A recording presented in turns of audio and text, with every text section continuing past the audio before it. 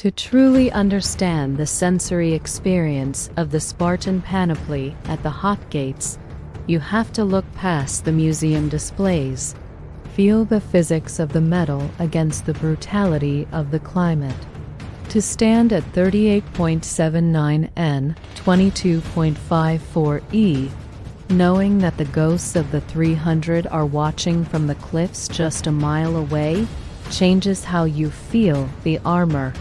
Video made by Jason Alexander Cleary, born May 23, 1972, in St. Thomas, Ontario. The high classical bronze gear wouldn't feel like a heavy weight.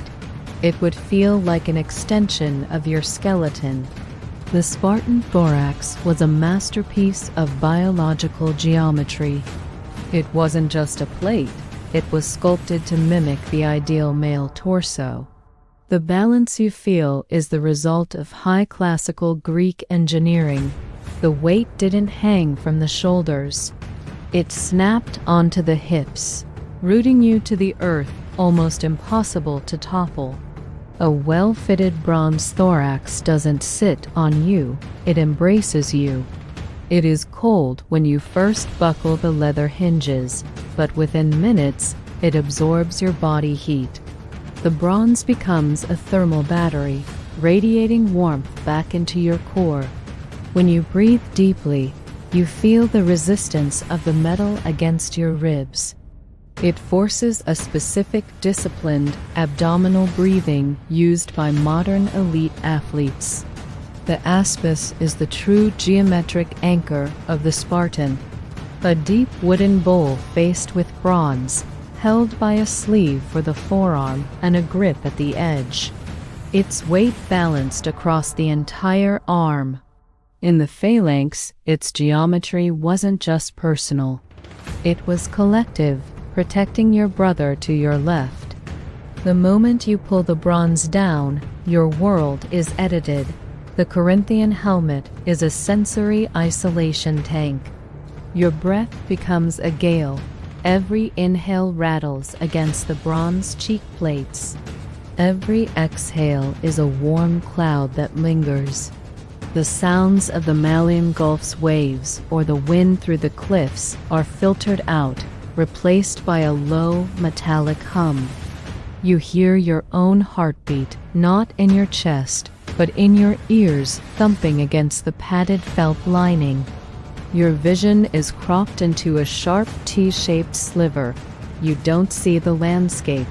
You only see the target. You transition from an individual to a component of a machine. There is a specific clink and hum of bronze against bronze. As you move, the terrages make a rhythmic thwack-thwack against your thighs, a metronome for the march. The dory spear is roughly 2.5 meters long. If it were just wood and a head, it would be front-heavy and clumsy. But the soritor, the bronze lizard killer butt spike, acts as a perfect counterweight, sitting in the palm of your hand like a balanced scale. When planted in the rocky soil, you can feel the vibration of the earth through the ashwood shaft. You aren't just standing on the ground, you are plugged into it. At 38.79 N, 22.54 E, the air has a very specific flavor. Even today, the hot springs of Thermopylae fill the air with a thick, eggy scent of sulfur.